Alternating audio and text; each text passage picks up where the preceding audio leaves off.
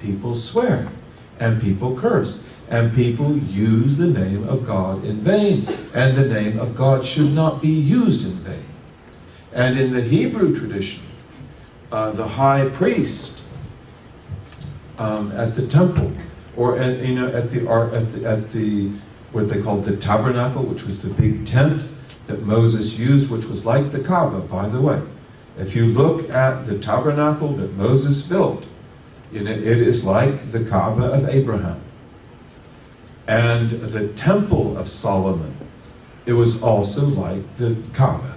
It's got one room and another room, which is called the Holy of Holies. And that's the way the Kaaba was built in the days of Abraham. When it was rebuilt in the days of the before the prophet, in the days of the prophet, before his prophecy, sallallahu alaihi wasallam, they did not have enough money that was pure, that didn't have any usury in it, to rebuild it the Abrahamic way. So they left, the room of Ishmael, which is where that white wall is that you go around. They left that out of the Kaaba because they had the stones, but they didn't have the money to build it that way, because they only used pure money to rebuild the Kaaba. And because the Arabs became attached to that Kaaba, the Prophet did not rebuild it. But that original Kaaba of Abraham in Mecca is just like the Temple of Solomon. It's amazing. It's a really important thing.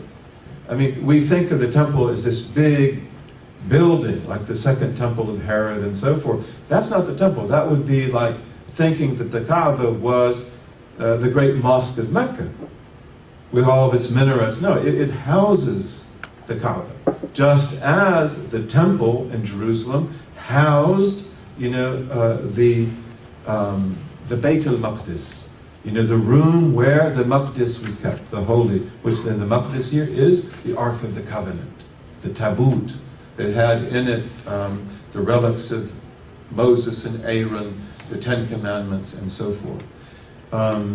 But in Chinese tradition, Chinese did not like to use the word God because it would be abused. And this is true in a lot of religions.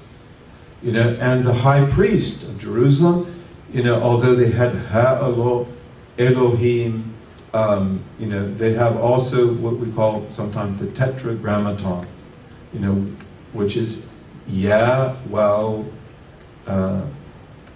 Ha. Some people say Yahweh, or we say Jehovah. But in fact, that was a word you do not pronounce. You're not allowed to pronounce it. And no one knows for sure how it's supposed to be vowed. Usually we translate it as the Lord.